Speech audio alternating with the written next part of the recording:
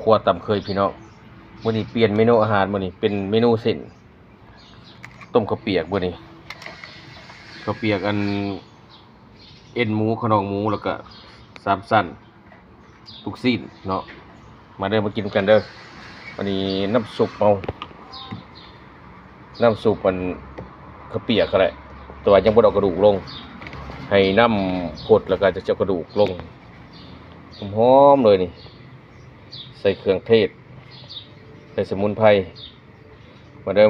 มากินกันมื้อนี้เมนูอาหารแรงหอมๆเลยข้าวเปียกเพราะว่าเขาจะต้มเขาจะบ่เสร็จลงเลยนะเฮ็ดน้ำซุปแล้วข้างหมดต่างหากอีกมาเฮ็ดเป็นอันมาลวกเอามาปรุงเอาเราจะบ่เฮ็ดแบบต้นสมอเลยเนาะหลังจากหม้อเขาเดือดแล้วน้ำซุปเขาเดือดเอาเอ็นขนองหมูลงน้ำซุปคอหมูนะแข้งหมูนะพี่น้องนี่สูบไปจักชั่วโมงหนึ่งนี่แหละก็คือสิสำเร็จมาเด้อพยอยากมาเด้อ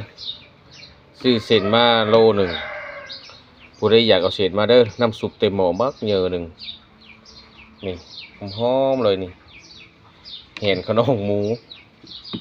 หาแรงเลยมาผู้ใดอยากต้มน้ำซุปก่อน